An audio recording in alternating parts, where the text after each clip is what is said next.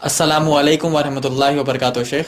وعلیکم السلام ورحمۃ اللہ وبرکاتہ۔ آج ہم آپ سے تکفیر کے بارے میں سننا چاہیں گے۔ وعلیکم السلام ورحمۃ اللہ وبرکاتہ۔ تکفیر کسی بھی مسلم کو کافر کہنے کے لیے علماء کرام بہت زیادہ احتیاط کرتے ہیں۔ علماء کرام بہت زیادہ احتیاط کرتے ہیں۔ نمبر 2، ایک طرف مرجیہ فرقہ ہے، ایک فرقہ مرجیہ فرقہ جو کہ بھٹکاؤ فرقہ ہے، کہ یہ لوگ کہتے تھے کہ کلمہ پڑھنے کے بعد اگر کوئی آدمی شرک اکبر کر لے یا کفر اکبر کر لے اس سے ایمان پہ کچھ اثر نہیں پڑتا۔ ایک طرف یہ فرقہ مرجیہ ہے جو کہ بہت بھٹکاؤ فرقہ ہے کہ کلمہ پڑھنے کے بعد اب اگر وہ کچھ بھی شرک کر لے یا کفر کر لے تو اس کو وہ لوگ کافر نہیں کہتے۔ یہ فرقہ مرجیہ ہے۔ علماء اہل سنت والجماعت نے کہا کہ یہ فرقہ بھٹکاؤ فرقہ ہے۔ دوسری طرف خوارج ہے جو کہ مرتکب کبیرہ یعنی کہ بڑا گناہ کبیرہ گناہ کرنے والے کو بھی کافر کہہ دیتے تھے وہ لوگ۔ اہل السنہ والجماعہ کے علماء کرام نے خوارج کو بھی کہا کہ یہ گمراہ فرقہ ہے۔ یعنی ایک طرف فرقہ مرجیہ ہے، دوسری طرف فرقہ خوارج ہے، یہ دونوں کے دونوں بھٹکے ہوئے ہیں۔ درمیانی جو راہ ہے وہ اہل السنہ والجماعہ کی راہ ہے۔ یعنی ایک طرف کوئی افراط میں مبتلا ہے تو کوئی تفریط میں مبتلا ہے، دونوں کو بھی علماء اہل سنت والجماعت نے گمراہ کہا ہے۔ درمیانی راہ اہل سنت والجماعت کی ہے۔ ابن تیمیہ رحمۃ اللہ علیہ کا ارشاد ہے کہ تکفیر کی دو قسمیں ہیں، تکفیر مطلق اور تکفیر معین۔ تکفیر مطلق اور تکفیر معین۔ تکفیر مطلق کا مطلب یہ ہوتا ہے کہ جس نے شرک اکبر کیا وہ مشرک ہو گیا، جس نے کفر اکبر کیا وہ کافر ہو گیا۔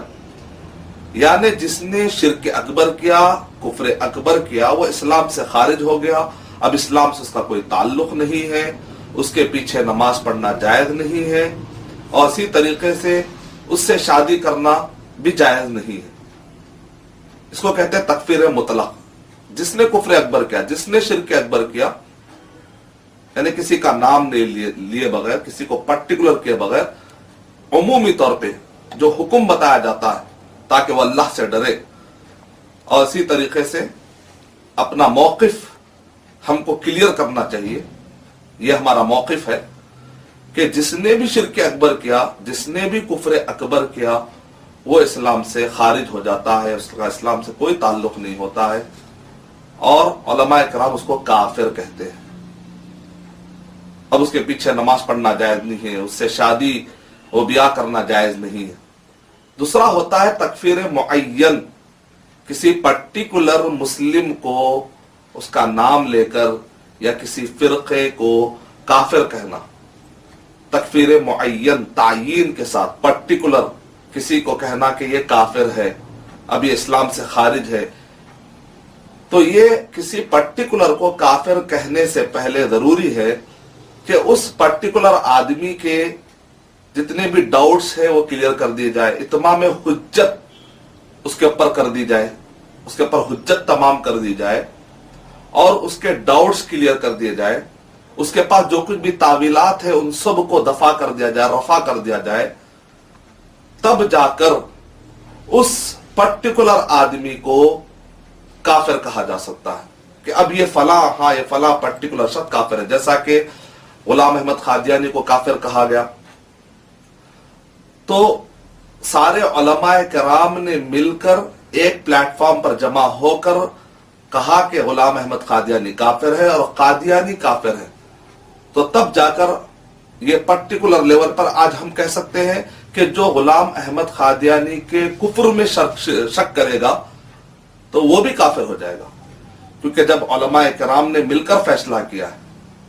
اور کسی پرٹیکولر آدمی کو کافر کہنے کے لیے اس کے ڈاؤٹس کلیئر کرنا پڑے گا، اس پر اتمام حجت کرنا پڑے گا، اور اس کے تعویلات کا پورا دفاع کرنا پڑے گا، اس کے تعویلات کو ختم کرنا پڑے گا، اور یہ کام عام آدمی نہیں کر سکتا۔ اس کے لیے علماء کرام نے کہا کہ محققین علماء، قاضی یا لجنۃ العلماء، علماء کرام کی ایک ٹیم اگر مل کر کسی پرٹیکولر کو اعلان کرتی ہے پرٹیکولر کے بارے میں کہ وہ کافر ہے تو تب جائز ہے۔ ہر عام آدمی چلتے پھرتے کوئی بھی کسی کو بھی پرٹیکولر کافر کا اعلان نہیں کر سکتا۔ تو آج کے درس میں یہ ایک بہت اہم سبق ہمارے سبق میں آیا ہے۔ جزاک اللہ خیر، بھائی نے بہت ہی اچھا سوال کیا ہے۔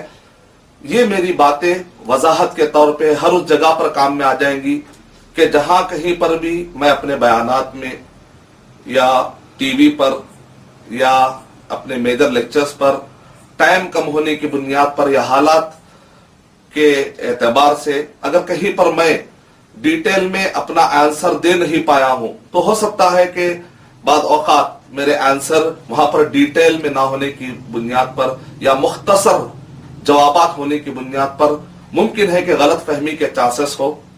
تو اس وجہ سے آج کا یہ درس ہر اس جگہ پر کام آ جائے گا جہاں کہیں پر بھی میرے مختصر جوابات کی وجہ سے اگر کچھ غلط فہمی پیدا ہو رہی ہو تو انشاءاللہ آج کا یہ درس انشاءاللہ ہمارے لیے کام آئے گا۔ میں اللہ تعالیٰ سے دعا کرتا ہوں کہ اللہ تعالیٰ جزائے خیر عطا فرمائے ان سارے بھائیوں کو کہ جنہوں نے اس اہم ٹاپک کے بارے میں سننے کے لیے اپنا ٹائم نکالا اور غلط فہمیوں کا انہوں نے ازالہ فرمایا۔